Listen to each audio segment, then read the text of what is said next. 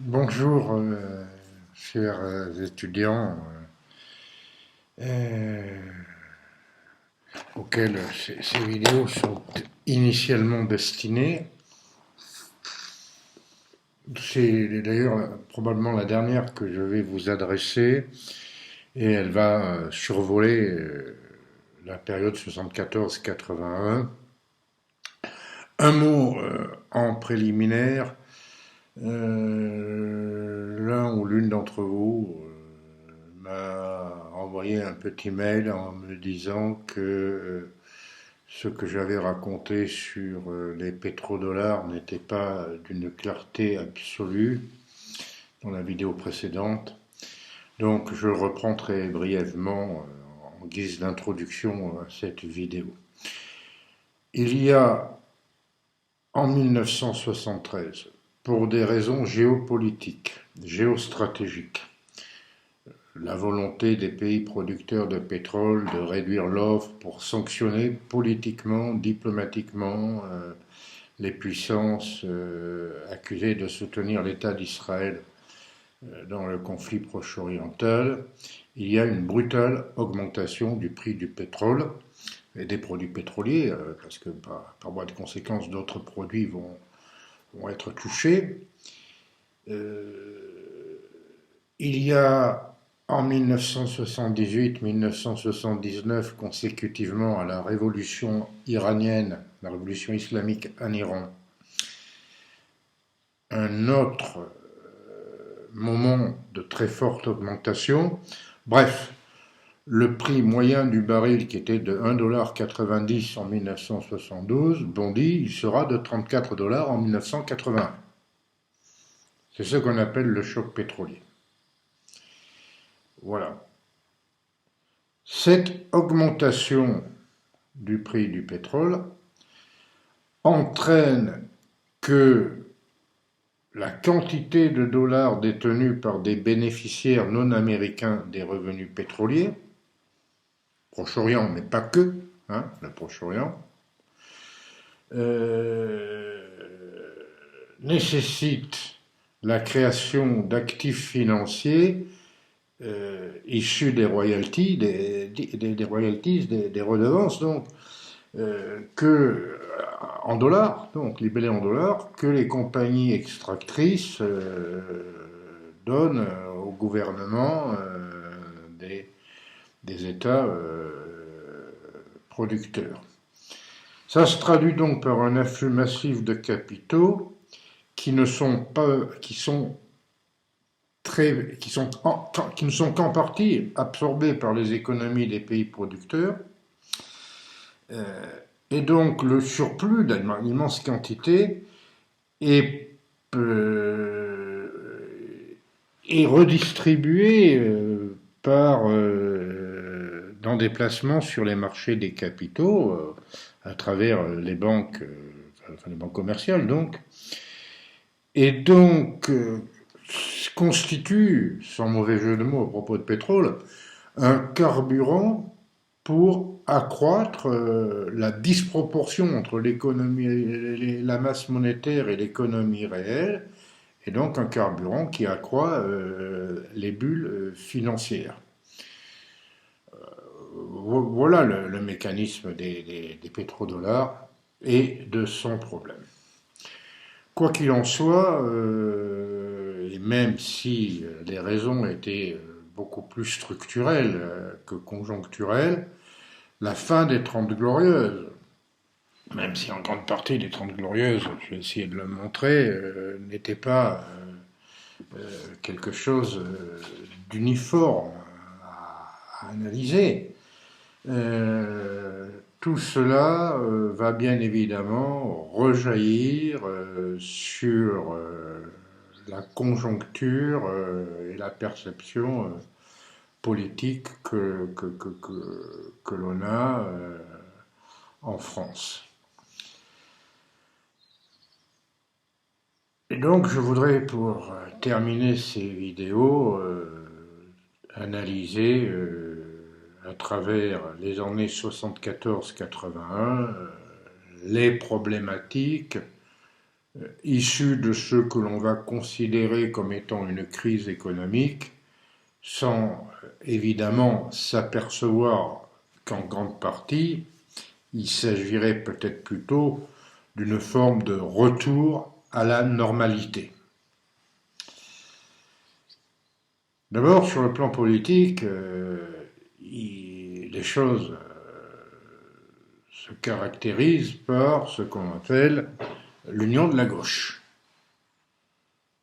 Pour la première fois depuis 1936.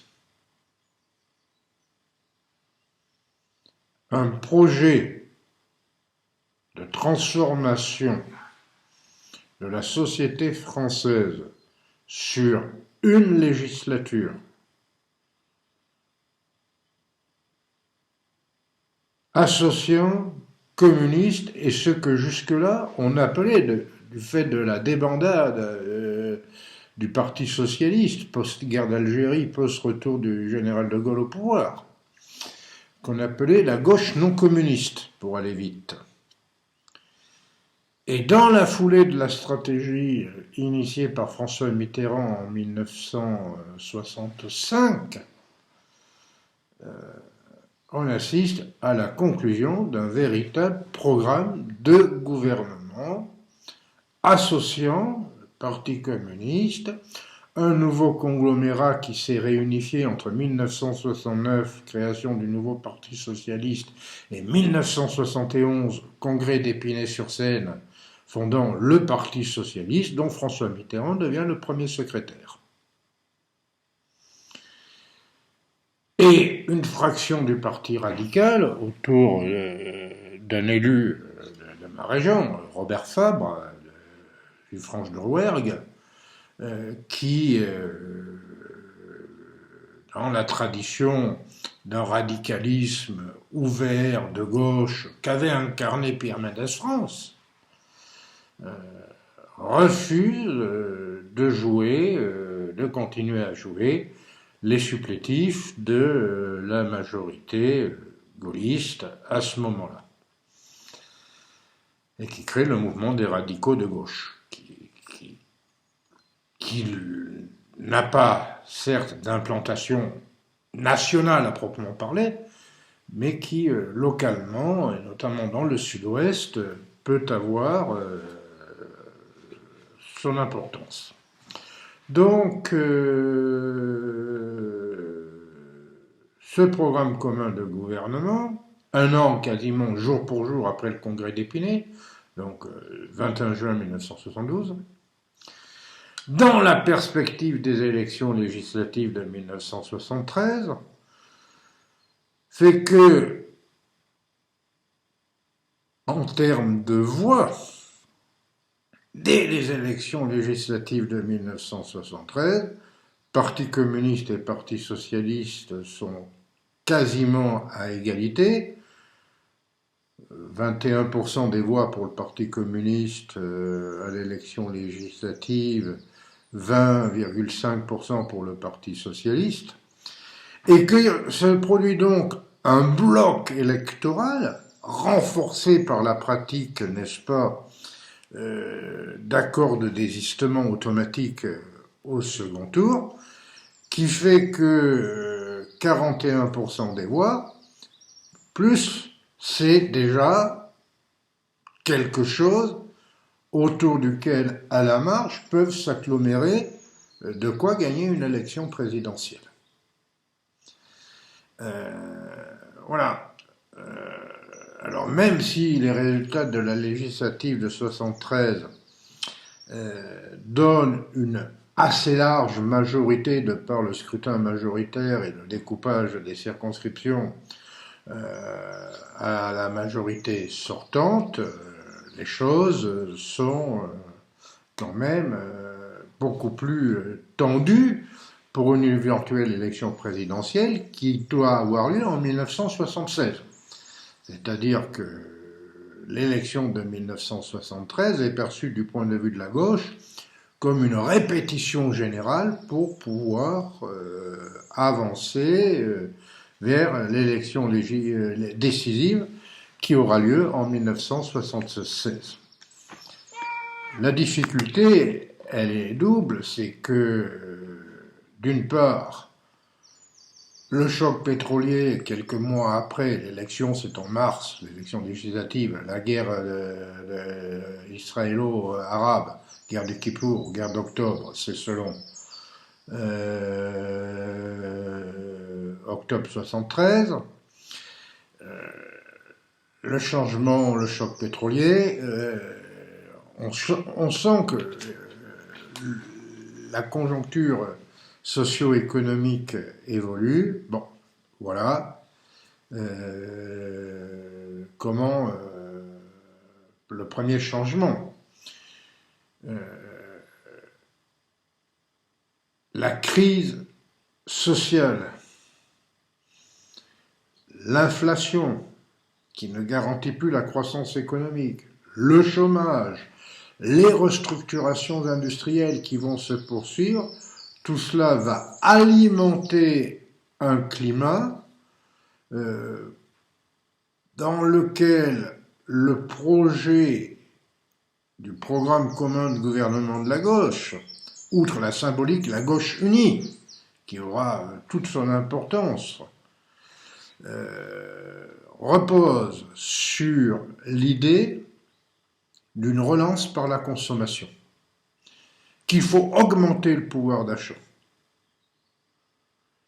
et que ceux qui, suivez mon regard, la droite, veulent, dans ce climat d'incertitude monétaire et financière que je vous ai décrit à partir des décisions du président Nixon, et l'effondrement du système monétaire international avec ce point culminant que sont les accords de la Jamaïque en janvier 1976 introduisant un cours flottant des monnaies, d'une stupidité incommensurable quand on y réfléchit bien. L'idée donc relance par la consommation contre les politiques monétaires et financières. La ligne de clivage est claire. La ligne de clivage est claire. Et on va s'en apercevoir très rapidement parce que se produit un événement tout à fait imprévu. Enfin, imprévu. Quand on voyait les images du président Pompidou, on se disait que le pauvre homme n'était pas en pleine forme. Mais en tout cas, il devient clair à l'automne 1973 qu'il est très malade, très malade. Et donc, va se produire une accélération des échéances, puisque le président Georges Pompidou décède le 2 avril 1974. Un mot à ce sujet, moi j'étais étudiant à ce moment-là, et pour moi Pompidou représentait tous ceux qui pouvaient être haïssables en politique. L'historien que je suis devenu porte un regard sur Georges Pompidou beaucoup plus nuancé, parce que par ses ouvertures culturelles, par le fait qu'il a évité un bain de sang en 1968, mais ça, je n'étais pas conscient à ce moment-là, il y a quand même des éléments très, très, très, très forts qui font que ce président de la République mérite, de mon point de vue, d'être revisité dans un sens beaucoup plus positif que ce que pouvait être mon ressenti de jeune étudiant de ces années-là. Sans rien d'ailleurs, sans rien renier des critiques sur le conservatisme qu'il incarnait. Fin de la parenthèse. Donc, les échéances électorales, élection présidentielle de 1974, et là, le fait que droite et gauche font jeu égal. La droite ne s'en sort, et en jouant, comme toujours, dans ces cas-là, du sentiment de l'ordre et de la peur par rapport à l'aventure que serait la politique de gauche, Valéry Giscard d'Estaing est élu avec moins de 300 000 voix d'avance sur François Mitterrand. C'est la dernière fois.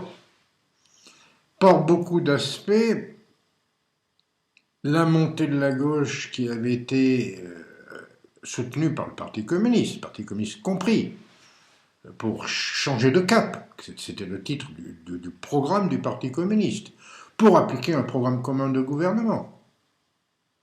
Changer la vie, disait le Parti socialiste à ce moment-là.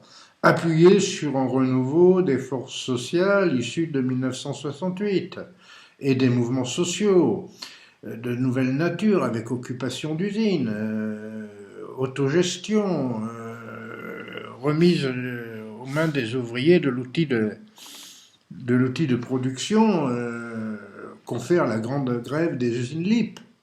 Donc je crois vous avoir que je pense avoir déjà évoqué, qui est emblématique.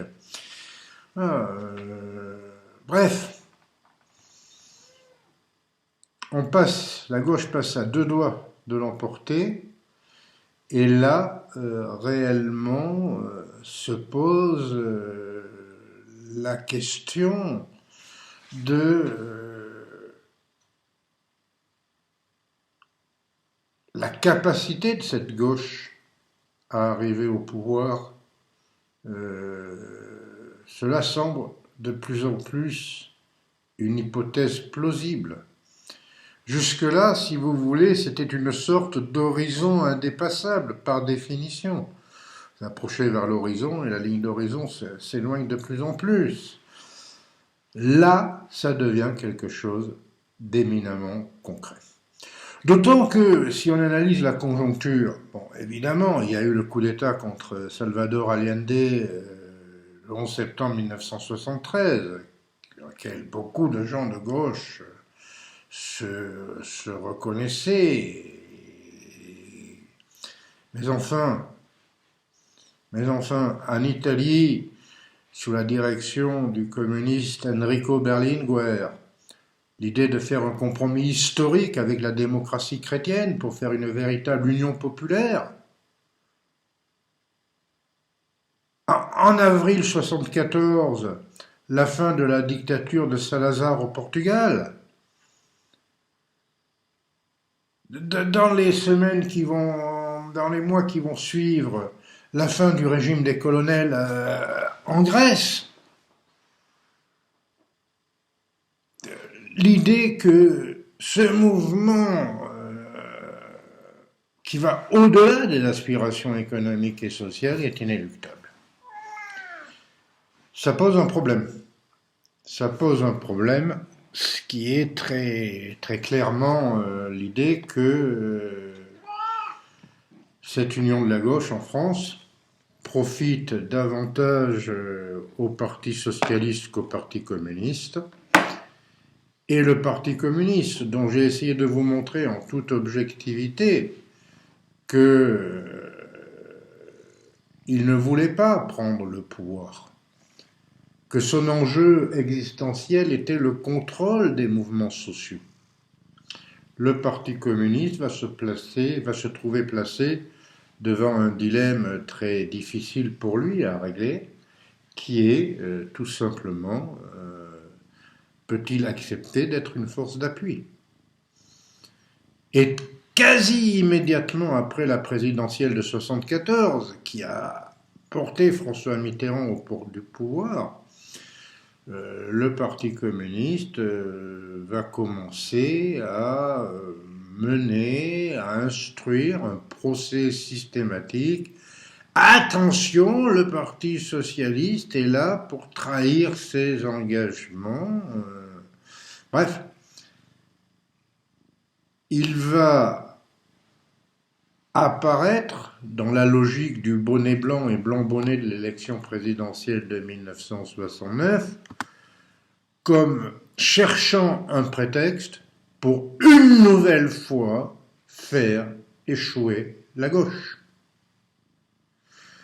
Et c'est immédiatement sensible dès l'automne 74 parce qu'il y a des élections partielles qui suivent la formation du gouvernement de Jacques Chirac, qui est devenu Premier ministre de Valéry Giscard d'Estaing. Je vais en dire un mot très rapide dans quelques minutes. Et à ces élections-là, il y a une forte poussée du Parti socialiste, qui là devance très très largement le Parti communiste, qui faisait jeu égal en 1973. Et au second tour de ces élections législatives partielles, on s'aperçoit, nous disent les communistes, ce qui est parfois relativement injuste, il y aurait, quand le candidat de gauche est communiste, un relatif important déchet des voix socialistes au second tour. C'est le discours que tient notamment Roland Leroy, le rédacteur en chef de l'Humanité, alors que les électeurs communistes voteraient comme un seul homme pour les candidats socialistes. En grande partie, c'est faux. Je le dis très clairement, c'était de l'habillage rhétorique,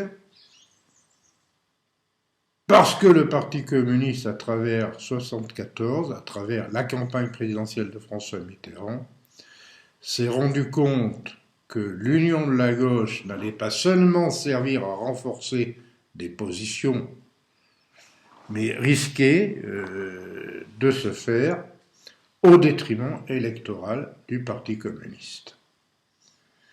Et tout ça, si vous voulez, pour moi, en tout cas, c'est l'interprétation que j'en ai, je pense évidemment que j'ai raison, c'est que le Parti communiste a payé dans ces années-là l'administration de la preuve qu'il avait fournie, notamment en 1968, qui refusait de conquérir le pouvoir sous l'interrogation légitime par ailleurs, mais le pouvoir pour quoi faire?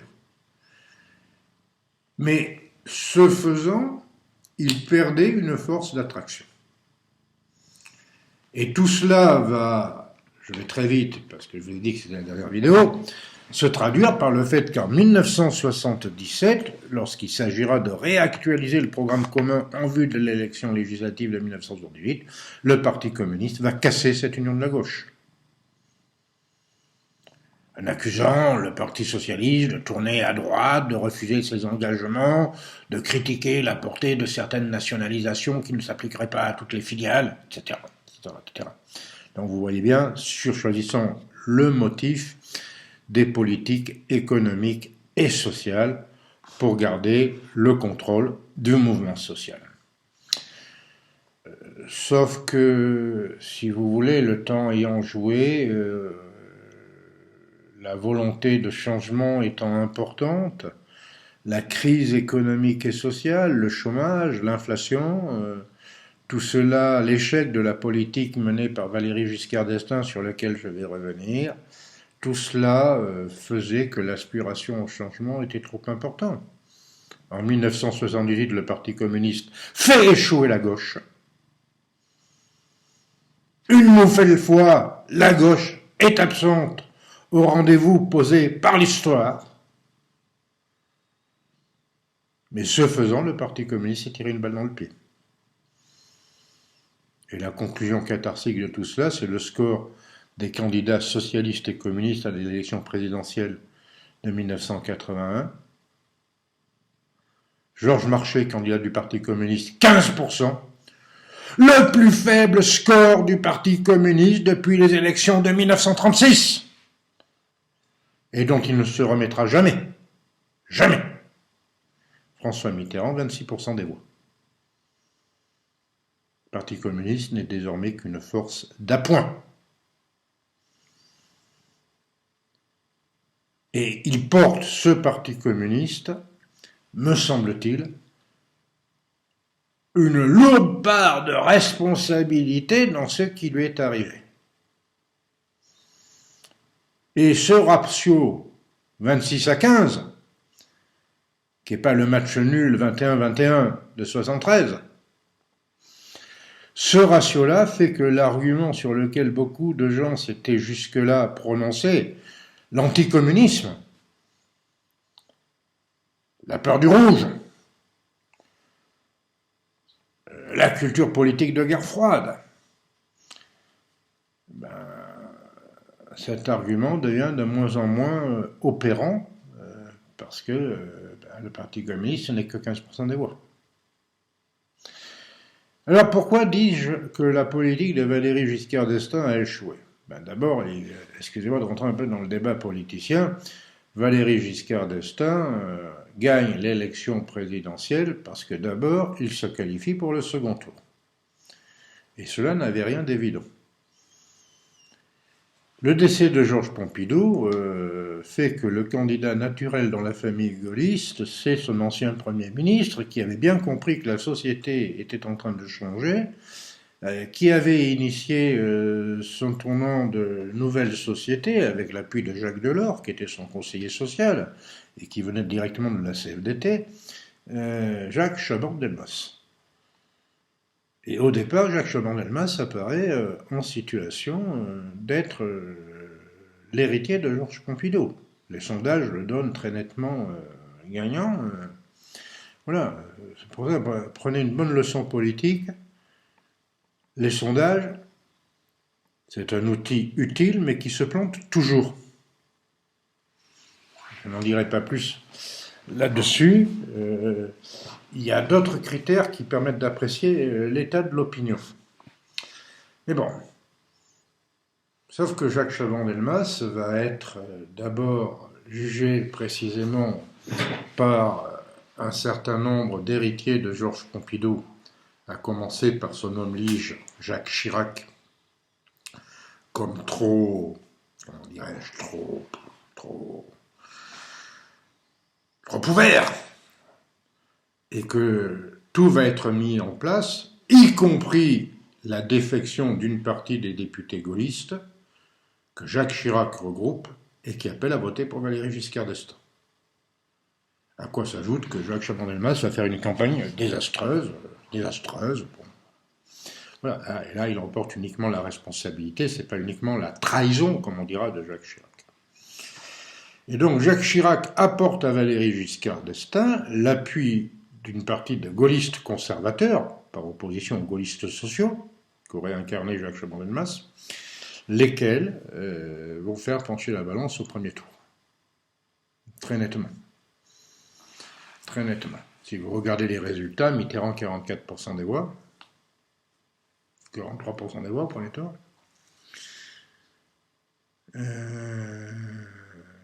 Giscard 30% des voix, un peu plus de 31, 32%, je ne sais plus, enfin plus de 30% des voix. Chaban-Delmas très loin derrière, 15%. Là aussi, ça a des conséquences. Et donc Valéry Giscard d'Estaing, élu d'extrême justesse, 50,3% des voix en métropole, donc très peu d'avance. Giscard nomme tout naturellement Premier ministre, enfin tout naturellement, pas si naturellement que ça, parce qu'il aurait voulu nommer des personnalités, entre guillemets, comme on dira plus tard, d'ouverture, mais lesquelles ont refusé. Et donc, par rapport aux nécessités de l'arithmétique parlementaire, puisque c'est l'Assemblée élue en 73 qui perdure, que dans le ratio de très faible marge vis-à-vis de Mitterrand, il refuse de prendre le risque de dissoudre l'Assemblée parce qu'il est persuadé qu'il les perdrait, parce que la déception est immense dans le pays. Giscard est élu par défaut, voilà. Bon, il n'a pas d'autre choix que de prendre Jacques Chirac comme Premier ministre. Sauf que Jacques Chirac, que Premier ministre, Jacques Chirac, il a d'immenses qualités, il a tout ce que l'on veut, on peut même dire qu'il est sympathique. À l'époque, je ne le trouvais pas sympathique du tout. Je ne le trouvais pas sympathique du tout. Attention. Mais bon, c'est pas le bon Pépère qui sera président de la République de 1995 à 2007. Non, non, non, non. Homme de droite dure, voilà, bien. Non, Jacques Chirac, Premier ministre, il va faire payer son soutien extrêmement cher. Et il va contribuer un petit peu à brouiller l'image de Valéry Giscard d'Estaing, président d'un libéralisme social comme il se définissait. Donc, si vous voulez, le bilan de l'affrontement entre Giscard et son Premier ministre, c'est là que Chirac va claquer la porte en 1976. Dans une conférence de presse inouïe, disant qu'il n'a pas les moyens d'assurer, qu'il n'a pas les moyens de mener sa politique, comme si c'était lui le Premier ministre qui définissait sa politique. Alors, à côté de ça, Giscard a quelques atouts. D'abord, sa rationalité et sa compétence, sur laquelle je ne m'interrogerai pas de savoir si c'est du niveau du verbalisme ou du caractère effectif des politiques économiques menées. Parce que là-dessus, j'ai un grand doute, qui est d'ailleurs de la même nature quand j'entends qu'on me parle de la compétence du président actuel. Ça, c'est un autre débat. Je trouve, moi, au contraire, que les technocrates peuvent avoir, par moment, une tête bien pleine, sans être pour autant compétents. Fin de la parenthèse. Bon, il y a une façade libérale. Il y a l'abaissement de la majorité à 18 ans, il y a la loi Veil sur l'IVG, et il y a le grand pari sur l'accélération des politiques européennes. En fait, je vous ai fait une fausse promesse, parce que vu le temps qui passe, et après toujours les problèmes de mise en ligne, etc., je ne peux pas terminer mon propos. Donc je vous ferai cette fois-ci, promis juré, une dernière vidéo dans les jours qui viennent. Donc l'idée qu'avec la démission de Chirac en 1976,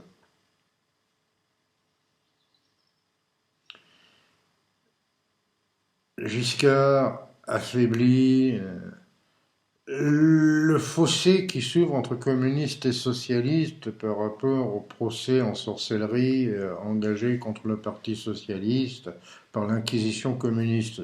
C'est comme ça que, en tout cas, moi, je l'ai perçu.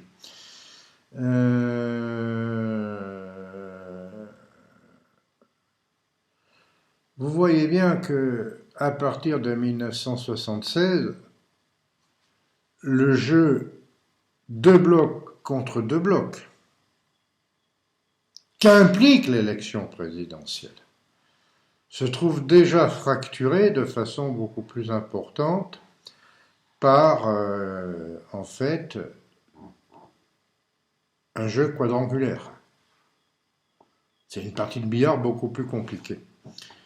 Et dans cette partie de billard, c'est pour ça que je vais vous faire une dernière, pas uniquement pour vous enquiquiner, encore que le plaisir sadique de vous enquiquiner soit une des rares joies du métier d'enseignant, donc autant que je me l'accorde. Non, sérieusement, va rentrer en ligne de compte pour augmenter ces lignes de fracture et cet éclatement, cette fissuration de ces deux pôles face à face, la question des politiques européennes.